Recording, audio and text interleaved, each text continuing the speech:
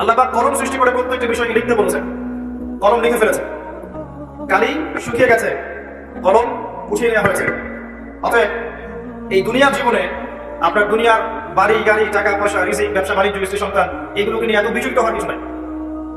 আপনার আমার তাকদীরে যা লেখা হয়েছে এর একটা দানা আপনি বেশি খেয়ে পৃথিবী থেকে যাবেন না। আর আপনার আমার রিজিকে যা আছে তার এক চুল রেখে আপনি দুনিয়া থেকে যাবেন না। এটাই চূড়ান্ত সত্য কথা। আপনি ঘুষ খান আর সুদ খান আর দুর্নীতি করেন আর মানুষের সম্পদ আত্মসাৎ করেন না কেন, যতটুকু লেখা আছে আপনার তাকদীরে এর বেশি আপনি কিছু পাবেন না। আর আপনি হালালে থাকার জন্য যতই কষ্ট করেন, হালালে আছেন, সবজি বিক্রি করে খাচ্ছেন, আপনি ছোটখাটো ব্যবসা করছেন, মানুষ আপনাকে দাম দেয় না, আন্ডারস্টিমেট করে, গরিব বলে, ফকির মিসকিন বলে, কিন্তু আপনার তাকদীরে যা আছে আপনি সেটাই পাবেন, এর বেশি আপনি কিছু পাবেন। হুয়াল আউয়ালু ওয়াল আখির, আল্লাহ পাক প্রথম এবং আল্লাহই শেষ। কুল্লু মান আলাইহা ফান ওয়া ইয়াবকা ওয়াজহু রাব্বিকা যুল জালালি ওয়াল ইকরাম। প্রত্যেকটা বিষয় ফানা হয়ে যাবে, কিছু থাকবে না। এখন আপনি পৃথিবীতে যা দেখছেন এগুলোর কিছুই থাকবে না। প্রত্যেক মানুষ, প্রত্যেকটা জিন, প্রত্যেক উদ্ভিদ, প্রত্যেক এই প্রাণী, আকাশ, মহাবিশ্ব সবাই শেষ হয়ে যাবে, কিছু থাকবে না। এই বিষয়টা আগে ভালো করে হজম করতে হবে যে আমরা এখানে থাকতে আসিনি, আমরা এই দুনিয়ায় থাকতে আসিনি, আমরা এখানে এসেছি চলে যেতে।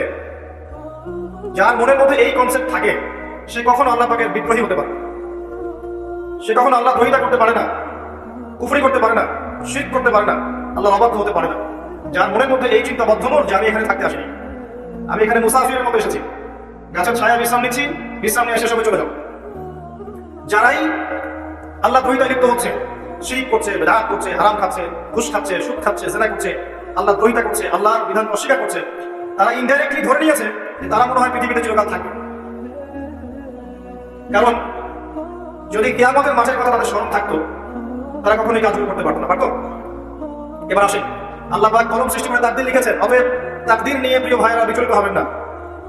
আপনার তাকদীরে যা আছে আপনি পাবেন, যা নাই কোশ্চেন কালেও পাবেন না, ফুল স্টপ। আপনার তাকদীরে যা আছে আপনি পাবেন, না পেয়ে আপনি দুনিয়া থেকে যাবেন না, ফুল স্টপ। আর আপনার তাকদীরে যা নাই সারা দুনিয়ার মানুষ মিলে আপনাকে দিতে পারবে না। এই চিন্তাটা আগে মাথার মধ্যে সেট করেন।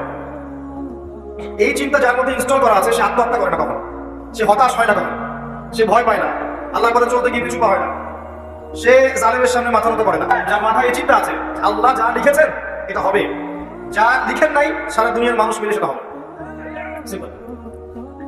এর মধ্যে আল্লাহ পাক পরীক্ষায় ফেলবেন, ওই বিষয়টা ডিফারেন্ট। আমি অবশ্যই তোমাদেরকে পরীক্ষা করবো ভয় দিয়ে, ক্ষুধা দিয়ে, সন্তানের কি ইন্তেকাল দিয়ে, ফসলের ক্ষতি দিয়ে, সম্পদের ক্ষতি দিয়ে আমি পরীক্ষা করব। কিন্তু যারা সবর করবে এবং যারা এই কনসেপ্ট রাখবে ইন্না লিল্লাহি ওয়া ইন্না ইলাইহি রাজিউন, এটাকে আল্লাহ পাক প্রশংসা করেছেন, ইনশাআল্লাহ এটা সফল হবে। আল্লাহ পাক তাকদীর লিখে ফেলেছেন, তাকদীর নিয়ে টেনশন করবেন না, রিজিক নিয়ে টেনশন করবেন না। এখনকার যুব সমাজের সবচেয়ে বড় টেনশন রিজিক। একটা জব, একটা ভালো জব, একটা ভালো ব্যবসা, সে সিকিউর লাইফ যাচ্ছে, রিজিক নিয়ে চিন্তা করবে না। আপনার কাছে যে রিজিক আছে এটা আপনার কাছে আসবেই ইনশাআল্লাহ, হয়তো সময় লাগছে কিন্তু আপনার কাছে আসবে।